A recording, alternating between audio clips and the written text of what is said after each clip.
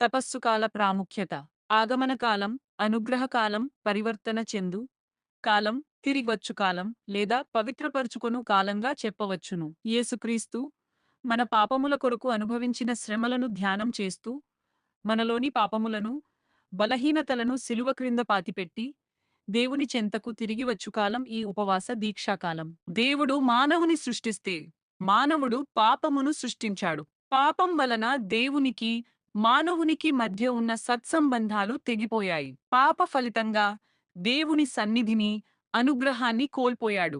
శపించబడ్డాడు. పాపమును, శాపమును తొలగించి, మానవులకు తిరిగి దేవునితో సంబంధం ఏర్పరచుటకు దేవుడు ఒక ప్రణాళిక సిద్ధపరిచాడు. ఆ ప్రణాళిక ప్రకారం దేవుని అద్వితీయ కుమారుడైన యేసుప్రభువు మానవుడుగా జన్మించి, శిలువ శ్రమలు అనుభవించి, మరణించి, మూడవ దినమున మహిమతో ఉత్థానమైరి, పాపం వలన పోగొట్టుకున్న దేవుని కృపను తిరిగి పొందుకున్నాము.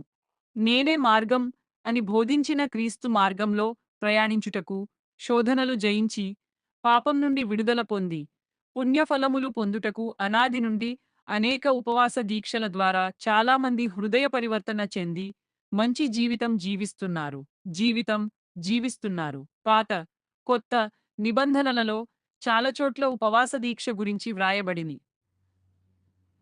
మోషే సినాయి పర్వతం మీద 40 రోజులు ఆహార పానీయములు లేక దేవునితో సంభాషించెను. ద్వితి 9:9.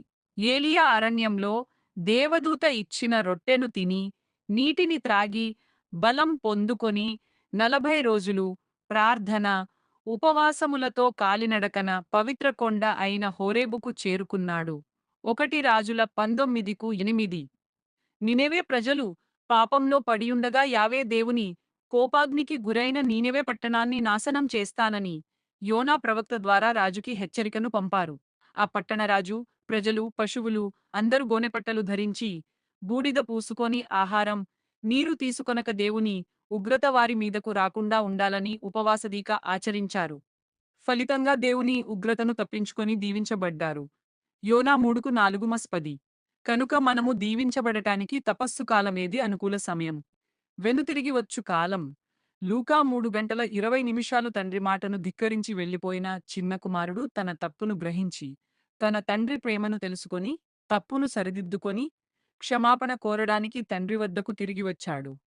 మనం కూడా ఈ చిన్న కుమారుని వలె మన పాపపు స్థితిని వదిలి తండ్రి వద్దకు తిరిగి రావడానికి ఈ తపస్సు కాలం ఉపయోగపడుతుంది. నూతనీకరించు కాలం. ఈ 40 రోజుల ఉపవాస కాలంలో మనలను శుద్ధీకరించుకొని, నూతనీకరించుకునే కాలం అని కూడా చెప్పవచ్చును. మన పాత పాపపు స్వభావాన్ని విడిచిపెట్టి, నూతన స్వభావం ధరించి జీవించుటకు ఇది మంచి అవకాశం. ఎఫెసీ 5:22-24. పూర్వపు స్వభావమును మార్చుకొనుడు. అదియే గదా మీకు ఇట్టి జీవితమును కలిగించినది.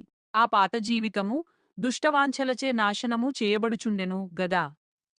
మీ హృదయములను, బుద్ధులను క్రొత్తవి కావలయును. సత్యమైన నీతియందును పరిశుద్ధతయందును దేవుని పోలికగా సృజింపబడిన క్రొత్త స్వభావమును ధరింపుడు.